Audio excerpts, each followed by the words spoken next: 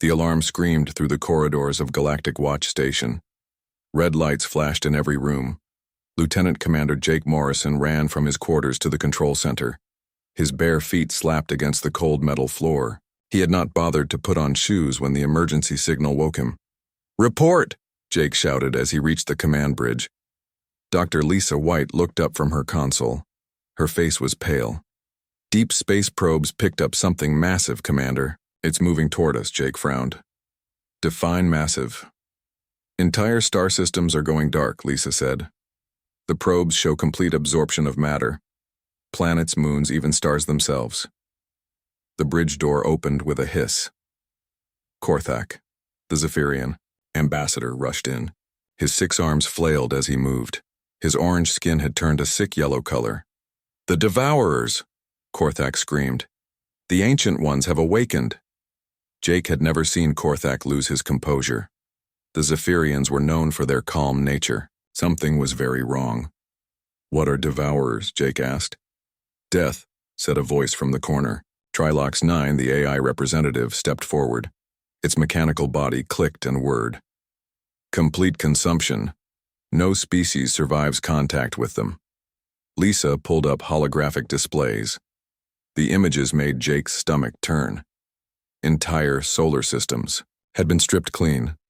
Nothing remained but empty space where planets once orbited. "How far away are they?" Jake asked. "At their current speed, they will reach the nearest inhabited system in 6 weeks, Trilox 9 calculated. Our system in 12 weeks. Korthak was already moving toward the communication panel. "We must begin evacuation protocols immediately. Every species must flee to the outer rim." Jake watched as more alien representatives arrived on the bridge. The crystalline Vorthins sealed their section behind force fields. The gaseous nebulons began transmitting distress signals. Every species had the same reaction: panic and immediate retreat plans. "Wait," Jake said, holding up his hand. "Let's gather more information first." The alien stopped and stared at him. Korthak's tentacles twitched nervously. "Information?" Christak, the Vorthan delegate, vibrated in what Jake recognized as laughter. "You wish to study death itself?" Jake walked to the main console. "Show me their ships, their weapons, how they move." Lisa's fingers danced across the keyboard. More holograms appeared. The Devourers used massive biomechanical vessels. They absorbed matter into themselves, growing larger with each consumed world. "What powers them?" Jake asked. "Unknown," Trilox 9 responded. "No species has ever survived to report back." "So you all just run?" Jake asked. "Every single time?" The bridge fell silent. Korthak's orange skin turned darker. "Running is survival, human. Fighting is extinction." Jake studied the data streams, flowing across the screens. Numbers, trajectories, energy signatures. Things that could be analyzed. Problems that could be solved. "Have you tried to communicate with them?" Jake asked. "Communicate?" Christak vibrated again. "One does not communicate with a natural disaster." Jake turned to face the assembled aliens. "But we're not dealing with an earthquake or a hurricane. These things have ships. They have tactics. That means they have intelligence." Korthak stepped forward. "Human Morrison, I have seen the recordings from the last encounter. The Silthorian Empire had 700 war vessels. The Devourers consumed them all in 3 days. The ships, the crews, even the debris. Nothing remained." "And did the Silthorians try to understand their enemy?" Jake asked. "Or did they just shoot and run?" The aliens exchanged glances. Trilox 9's optical sensors focused on Jake. "You propose to study them?" Trilox 9 asked. "I propose we learn everything we can," Jake said. "Their weaknesses, their limits, how they reproduce, how they communicate. Even natural disasters have patterns." Lisa looked up from her console. "Commander, I'm getting more data from the probes. The absorption process isn't random. There's a pattern to how they harvest matter." Jake moved to stand beside her. "Show me." The hologram displayed the Devourers consuming a planet. They didn't simply devour everything at once. They methodically stripped resources in a specific order. "Metals first," Lisa explained. "Then organic material. Water last. It's like they're following a recipe. A recipe means intelligence, Jake said. Intelligence means we can predict behavior. Korthak made a noise that sounded like a whimper. The human species will be the death of all of us.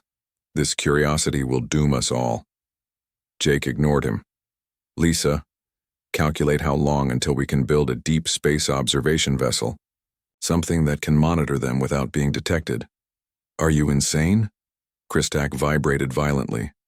You wish to get closer to them? Knowledge is power, Jake said simply. The more we know, the better we can prepare. Trilox 9 processed this information. Your species consistently chooses to fight rather than flee. Statistical analysis shows a 73% probability of extinction when facing superior forces, and a 100% probability of extinction if we run, Jake countered. These things consume everything. There's nowhere to hide forever. The bridge fell silent, again. The red alarm lights continued to flash. The Devourers continued their approach. Lisa cleared her throat. Commander, preliminary scans show the Devourers emit a unique energy signature during consumption. If we can modulate our shields to that frequency, we might be able to get close enough to study them, Jake finished. Do it. As the aliens rushed to begin their evacuation protocols, Jake and Lisa remained on the bridge. They watched the data streams and planned their approach to the coming threat. You know they think we're crazy, Lisa said quietly. Jake nodded. Maybe we are. But running away never solved anything.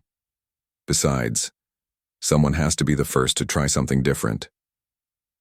Outside the station's windows, distant stars began to wink, out of existence.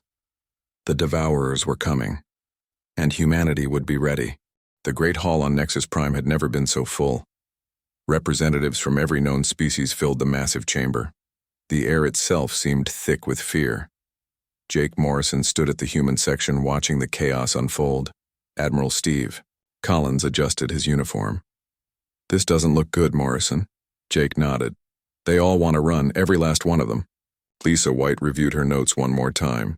She had prepared a presentation showing how the Devourers could be stopped. Mathematical models, energy calculations, tactical weaknesses, all ignored by the panicking aliens around them. The Council, leader, a massive being made of swirling cosmic dust, called for order.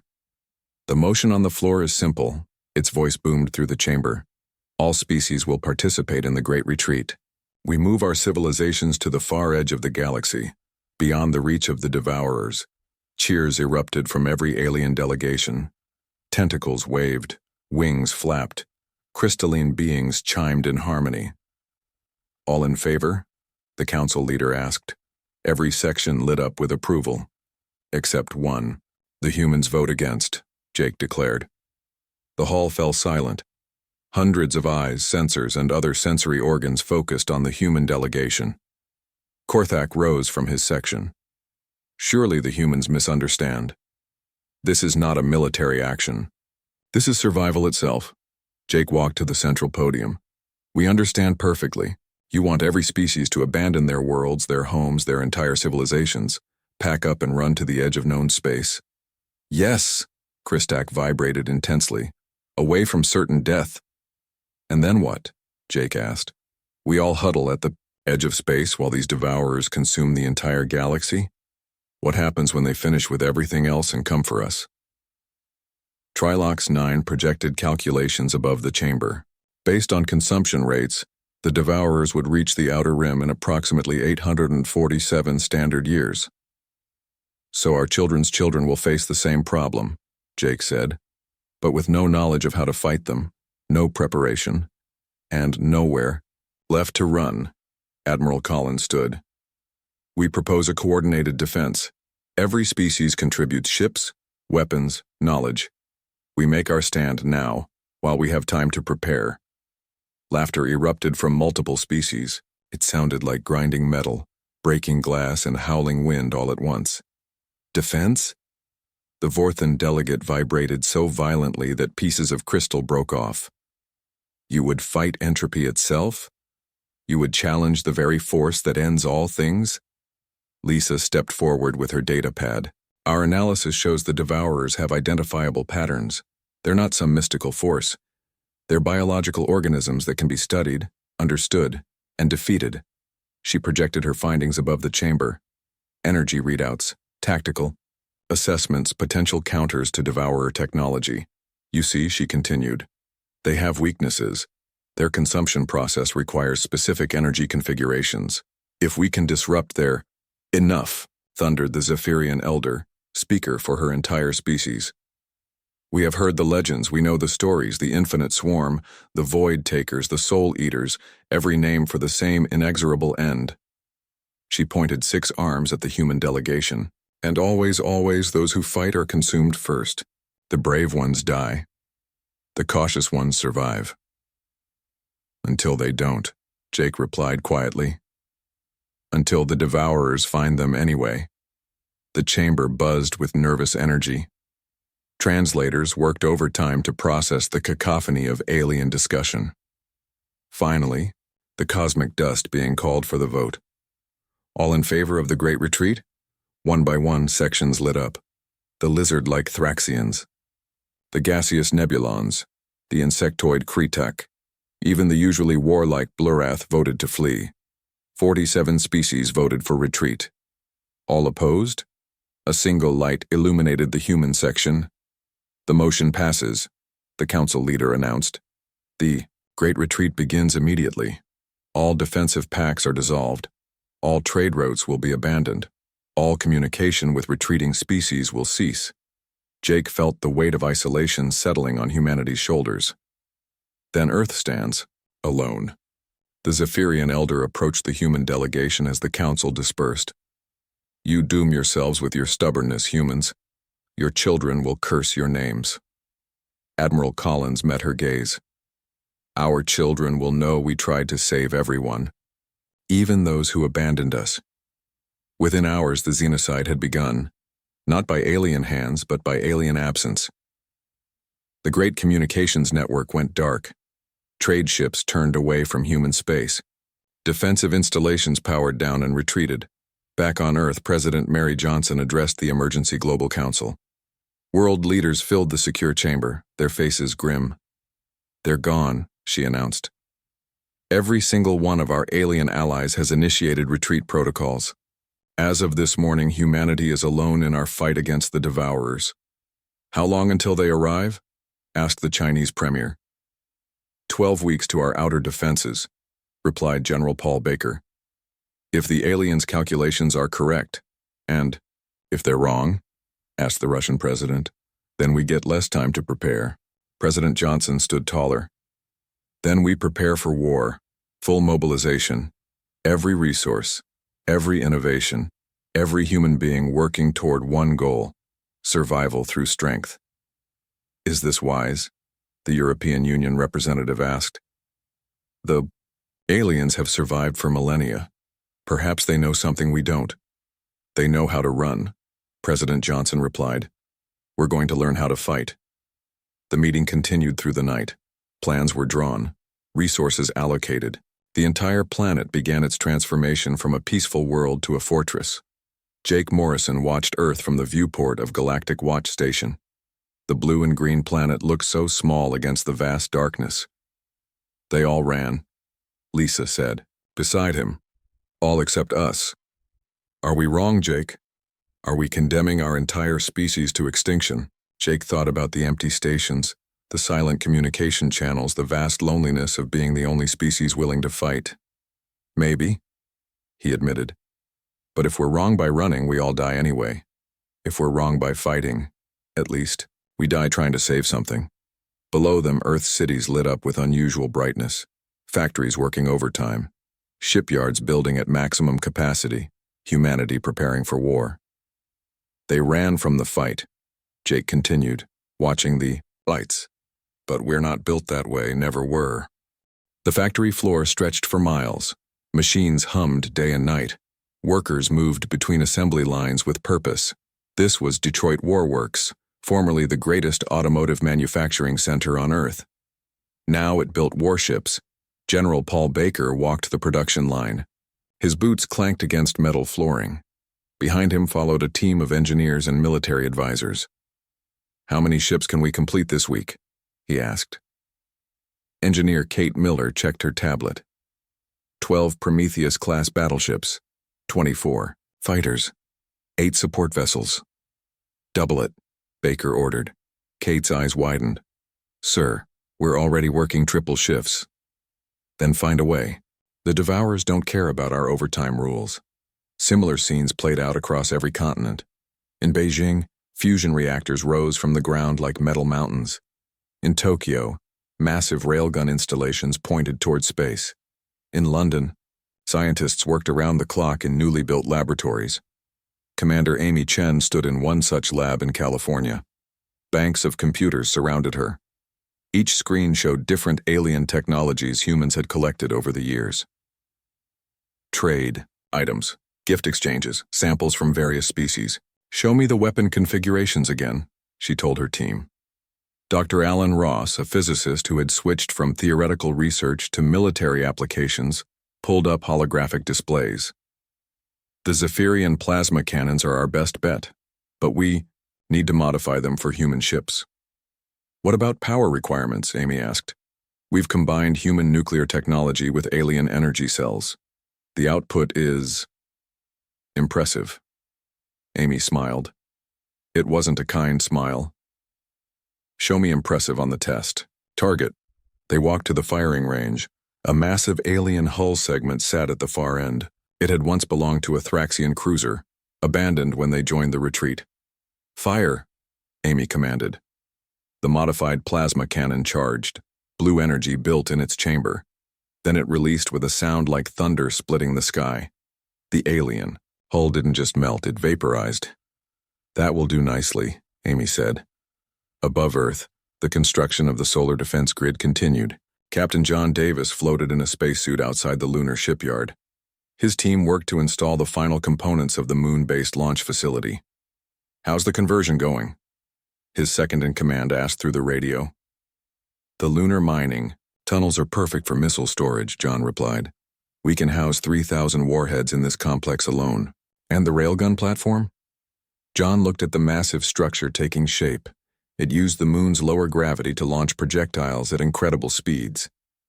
"Operational in 6 days." Back on Earth, President Johnson visited a school in Ohio. Children filled the auditorium. Their artwork covered the walls. Drawings of spaceships, battles, heroes fighting monsters. A girl raised her hand.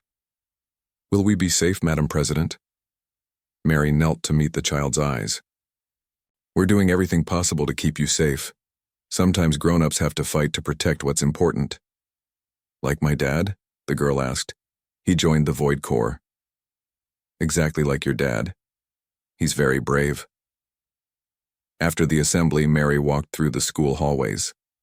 Every classroom had been modified for dual purposes.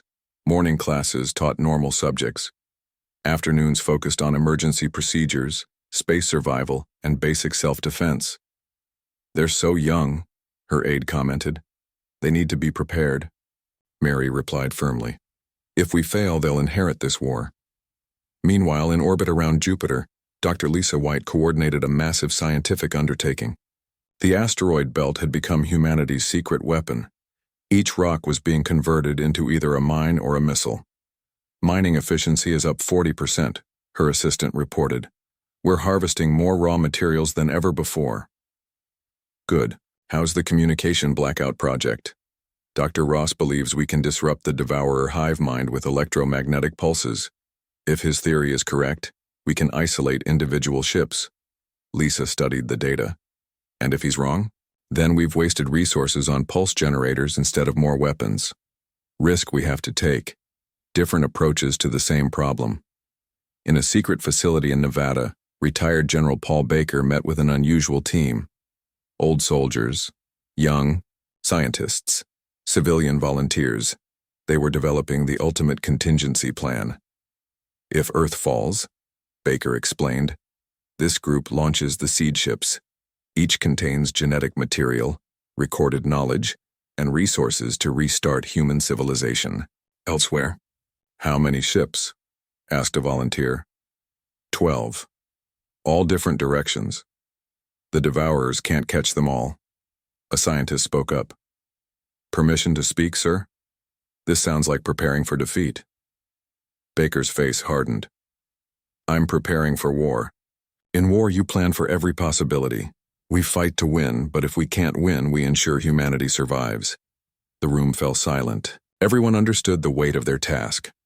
Back at the Primary Defense Coordination Center, Jake Morrison reviewed the global war effort. Screens showed progress from every continent, every orbital facility, every deep space outpost humans had established. Status report, he called out. Shipyards operating at maximum capacity, came one response. Weapons manufacturing ahead of schedule, another reported. Training programs graduating new crews every week, a third added. Admiral, Steve Collins joined Jake at the command console. Think we'll be ready? We have to be, Jake replied. Look at what we've accomplished in just weeks. The screens showed the transformation of human civilization. Peaceful cities converted to war production. Orbital construction unlike anything in human history. Scientific breakthroughs emerging daily. It's incredible what people can do when survival is at stake, Collins observed. The aliens could have done this too, Jake said, but they chose to run first. A timer on the main screen counted down. 11 weeks, 3 days until projected Devourer arrival. We're going to make it count, Jake promised silently. Every second, every resource, every human innovation focused on one goal. Outside the windows, Earth glowed with purpose. Lights from construction sites, exhaust trails from ascending ships, energy signatures from weapons tests. Humanity worked, as one, preparing for the fight of their existence. No one slept much anymore. No one complained. Everyone knew what was coming. Everyone knew what needed to be done. And everyone worked with the shared understanding that retreat was not an option. The sensors screamed their warning. Commander Bill Harper gripped his command chair as alarms blared through the Intrepid, humanity's most advanced scout ship. Contact bearing 27 Mark IV, his navigator called out. Multiple signatures. It's them, sir. Bill's stomach dropped. The Devourers had arrived early, 3 weeks ahead of schedule. All stop. Full stealth mode. Passive sensors only. He reached for the communication console. Get me Earth Command. Priority Alpha. The bridge filled with tense silence as they drifted in the Kuiper Belt. Through the view screen, Bill watched as space itself seemed to tear open. Massive ships poured through. But ships was the wrong word. These were more like living cities, organic and mechanical at once. My God, his science officer whispered. They're beautiful, Bill had to agree. The Devourers moved with organic grace, their hulls shifting like living skin. Colors rippled across their surfaces in patterns that almost looked like communication. Count them, he ordered. 15 primary vessels, his tactical officer reported, each larger than anything we've built. And sir, they're spawning smaller units. Like locusts emerging from a hive, smaller ships detached from the main vessels. Thousands of them, spreading through the outer system. Sir, we have Earth Command. Admiral Steve Collins's face appeared on the main screen. Report, Commander Harper. They're here, sir. Early. 15 capital ships, thousands of fighters. Currently. Position near Pluto, and Admiral... Bill paused. They're not what we expected. Explain. They move like pack hunters. Coordinated. Intelligent. But there's something else. They're collecting, not just destroying. On the tactical display, Bill watched the smaller ships approach asteroids. Instead of blasting them apart, they enveloped each rock with tentacle-like appendages, drawing them into their bulk. They're growing, his science officer said, literally incorporating matter into themselves. Admiral Collins' voice crackled with urgency. Commander, I need you to get closer. We need detailed scans. Sir, that's a suicide mission, I know, but we need that data. Humanity is counting on you. Bill looked at his crew. 23 men and women, all volunteers, all knowing what this mission entailed. Helm, plot a course. Get us close enough for active scans. Sir, his tactical officer protested. They'll detect us. That's the point. The Intrepid crept closer. Each minute felt like hours. Finally, they reached active sensor range. Scan everything, Bill ordered. Power signatures, hull composition, communication patterns. I want to know how they think. Data streams flooded their computers. The science officer worked frantically, recording everything. Sir, he suddenly shouted. I'm reading something inside the ships. It's not just technology. There are biological signatures, hundreds of different species. Bill felt cold dread settle in his stomach. The aliens they've consumed? Not exactly consumed, sir. Integrated. Parts of them are still alive, still contributing to the Devourer collective. Before Bill could respond, alarm shrieked again. Contact! Devourer fighter approaching fast. Evasive maneuvers. Too late. The enemy ship was unlike anything they'd trained for. It moved with impossible grace, adapting to every maneuver the Intrepid attempted. Incoming transmission, communications announced. On screen. The view screen filled with an image that would haunt Bill's nightmares forever.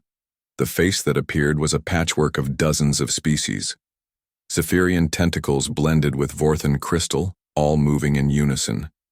When it spoke, the voice carried echoes of every species humanity had known. Curious resistance, it said. You analyze us. Others fled. Why? Bill steadied himself. We're not like the others. All organic matter serves the collective. You will join. Your uniqueness will be preserved. Your innovations will enhance us. Never. Inevitable. Your people fought well. Your weapons interest us. Your curiosity enhances us. You will contribute these traits to our evolution. The transmission cut off. Enemy fire erupted around the Intrepid. Return fire, Bill ordered. All weapons. Their plasma cannons struck the enemy fighter. To their shock, the damage began healing immediately. The ship literally grew new sections to replace what was destroyed. Sir, it's adapting to our weapons. Then we changed tactics.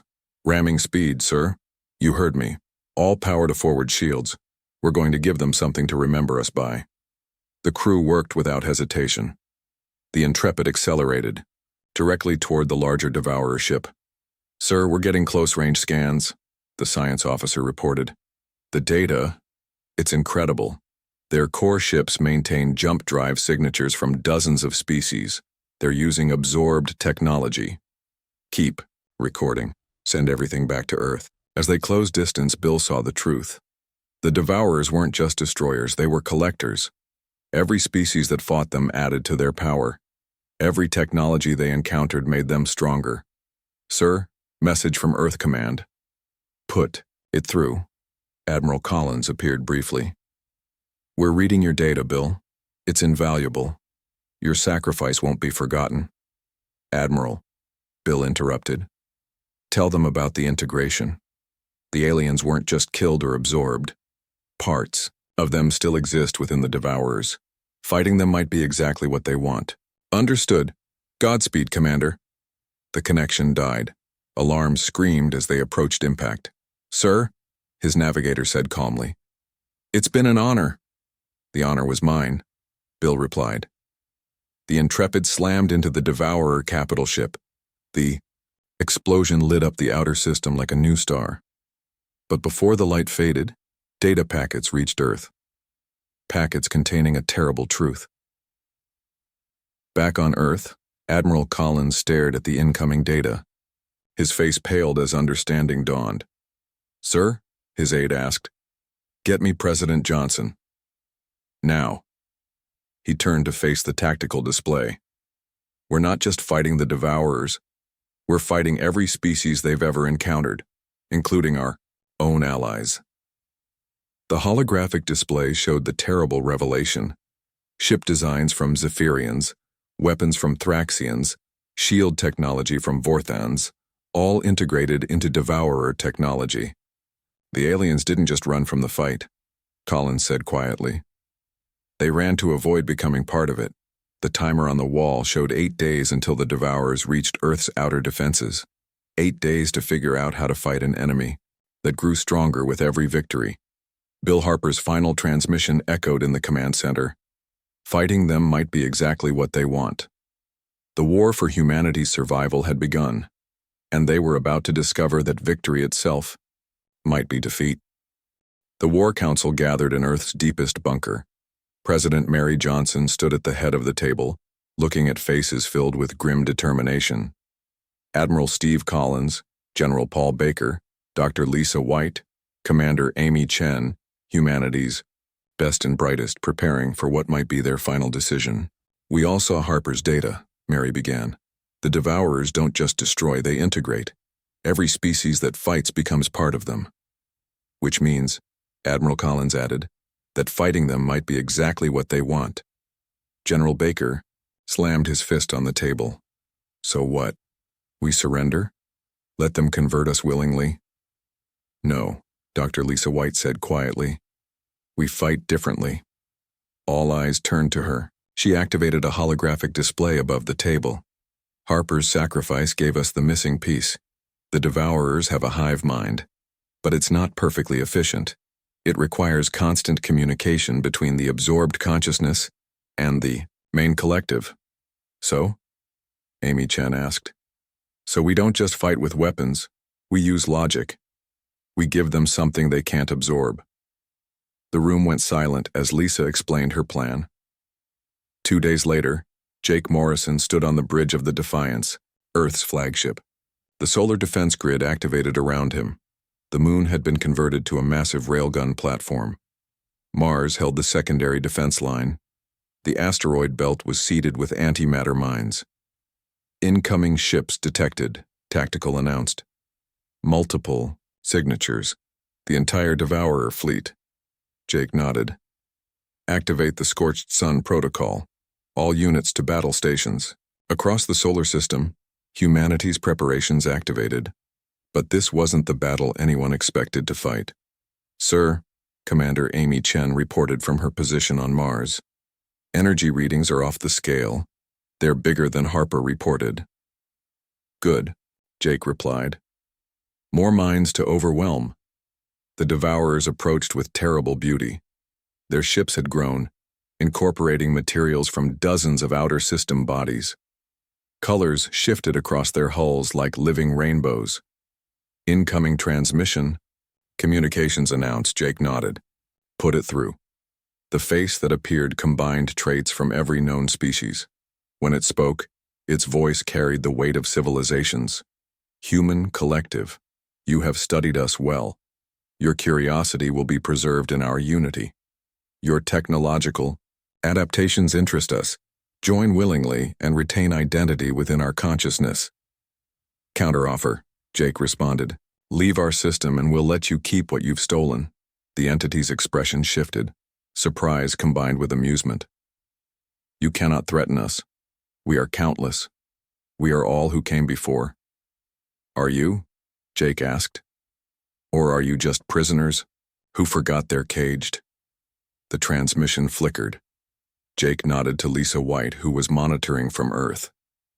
"Execute Plan Paradox," he ordered.